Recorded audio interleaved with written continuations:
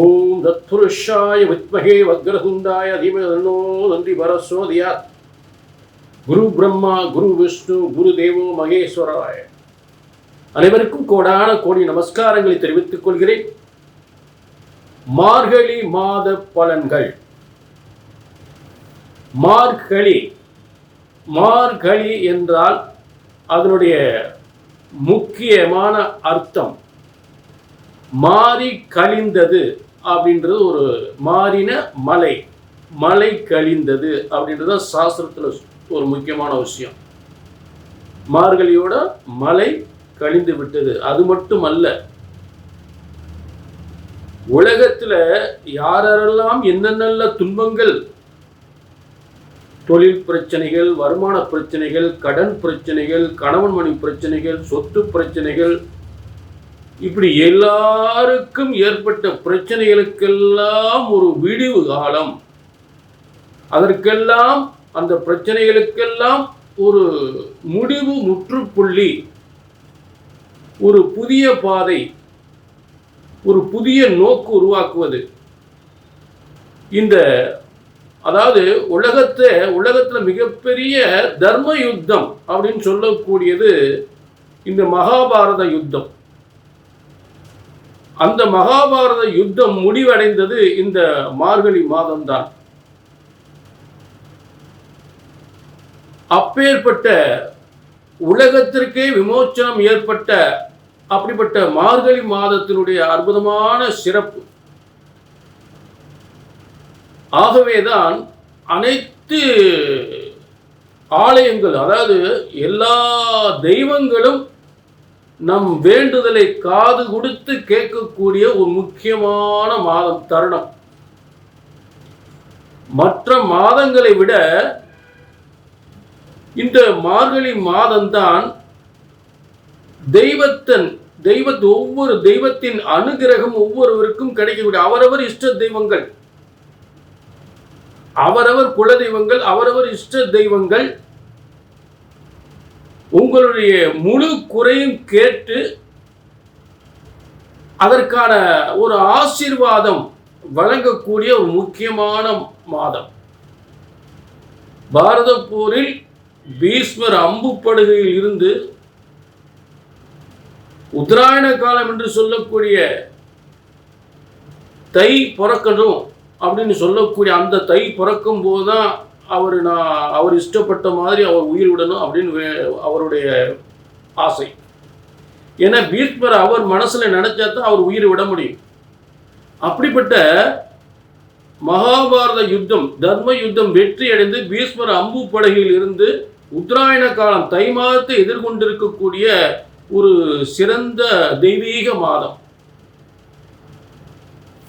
அத்தனை ஆலயங்களும் மார்கழி மாதம் அந்த 4:30 to 6 அற்புதமான உச்சிகால பூஜை என்று சொல்லக்கூடிய அனைத்து பூஜைகளும், 6 கால் பூஜை என்று சொல்லக்கூடிய அனைத்து பூஜைகளும் ஏற்படும்.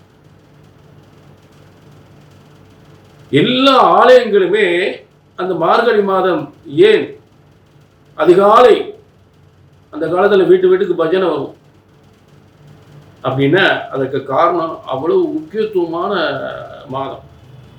அப்போ அந்த மாதத்தில் இப்போ இன்னொரு விஷயம், தர்ம யுத்தம் நடந்ததுன்னு சொன்ன பார்த்தீங்களா? அப்போ இந்த மார்கழி மாதம் சூரியன் எங்கே இருக்காரு அப்படின்னு பார்த்தீங்கன்னா தனுசுல. அப்போ ஏன் அதாவது ஒவ்வொரு கிரகமும் காரணத்தோடு தான் ஒவ்வொரு கிரகம் ஒரு இடத்துல அமர்கிறது என்றால் தெய்வத்தினுடைய விதி, பிரம்மனுடைய விதி.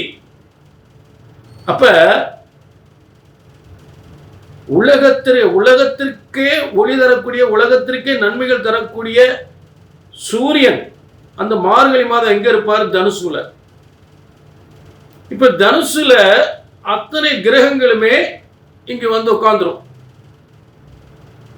இந்த மார்கழி மாதம். ஆக இந்த மார்கழி மாதம் அந்த தனுசுடைய அடையாளம் என்ன? அம்பு பாதி, அதாவது அந்த குதிரையில் பாதி உடல் அந்த மனிதனுடைய உடல், பாதி உடல் வந்து அந்த குதிரையினுடைய உடல். அம்பு விடுவது போல் யுத்தம். அப்ப அந்த யுத்தம் என்பது மகாபாரத யுத்தம் என்பது மார்கழி மாதம் நடந்திருக்கிறது. எப்படிப்பட்ட அருமையான ஒரு ஒரு உண்மை பார்த்தீங்களா? அப்படிப்பட்ட உங்களுடைய தர்ம யுத்தம் வெல்லக்கூடிய ஒரு மாதம். சரி, ஆக இப்ப எல்லா ராசிக்குமே இந்த மார்கழி மாத பலன்களை நாம் தொடர்ந்து அருமையாக பார்க்க போகிறோம். ஒவ்வொரு ராசிக்கும் அற்புதமான மார்கழி மாத பலன்களை பார்ப்போம். சரிங்களா? இது திரும்ப சொல்ல பொதுவான பலன்.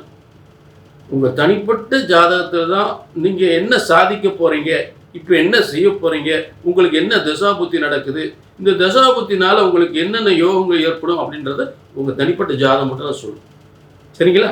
கீழே நம்பருக்கு நோட் பண்ணிக்கலாம், ஒரு அப்பாயின்மெண்ட் வாங்கிக்கலாம். மார்கழி மாத பலன்கள், தனுசு ராசி நேயர்களே, உங்களுக்கான மார்கழி மாத பலன்கள். ஆக இந்த மார்கழி மாதம் ஆரம்பத்தில் மார்கழி 1 முதல் மார்கழி 6 வரை முதலில் குரு பகவான் உங்களுக்கு அட்டமஸ்தானத்திலிருந்து, அதாவது 8ஆம் இடத்தில் இருக்கக்கூடிய குரு பகவான் பின்னாடி ரிவர்ஸில் வரார்.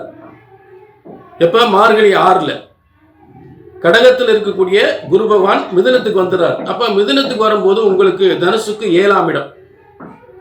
7ஆம் இடம் என்பது கணவன் மனைவிக்கு நல்ல ஒரு பிரச்சனை, கணவன் மனைவி பிரச்சனைகள் தீரும்.